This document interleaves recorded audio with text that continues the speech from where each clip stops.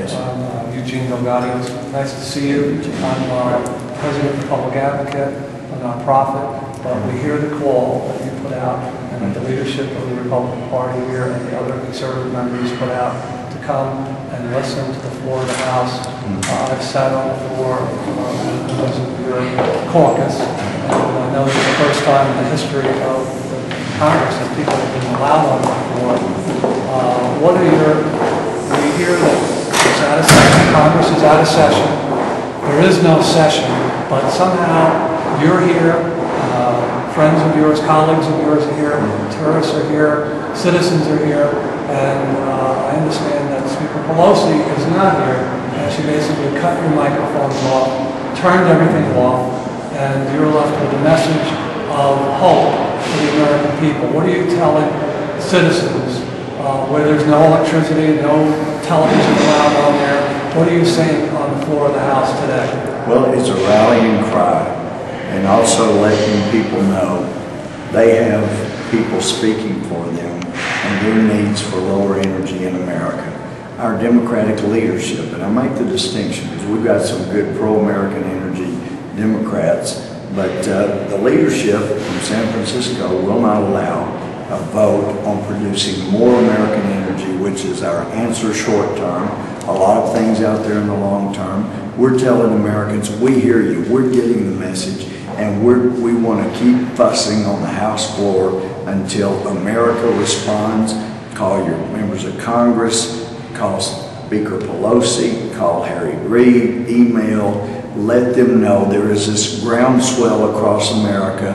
We're going to keep fussing on the House floor where she cut off the mics and we started speaking and we made our stand and staked our ground because we were right and it was wrong to cut us off. We have listened to their speeches month after month, year after year. When we were in the majority, never cut their mics. They were allowed to make speeches after the last vote, and we would endure them because that was fair and they were representing their constituents.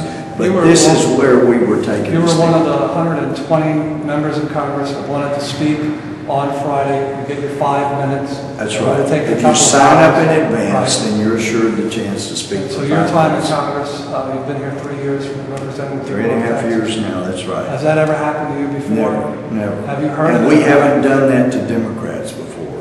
Right. They were allowed to say their piece, even though we didn't like what many of them had to say. It was their right to say it. And then because you're in the majority and because you're speaker, to cut people off like that, it was just outrageous. So we made our stand. Now some are saying, Eugene, that this is some political stunt. Right. What a stupid place for a political stunt. Don't you have a moral obligation to actually take a stand for what you believe absolutely. in and make sure that your citizens are not smashed? So it's two-pronged. It's one, the abuse of power was wrong. And number two, the people that are getting hurt are those that are desperate for gasoline they can afford. Sure, they would love to buy new Priuses like many people have. They'd love to have a new, better, efficient car.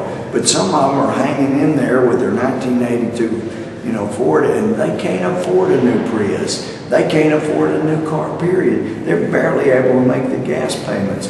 But if we could stop this incredible drain of American money going to fund and to help grow the sharks that are one day going to devour us, then we could help the American citizens. $700 billion a year going to people some of whom fund terrorists that are out to destroy us. It's outrageous. And we have this energy. We can produce it efficiently. And it really galls me when people say it's all about oil, big oil.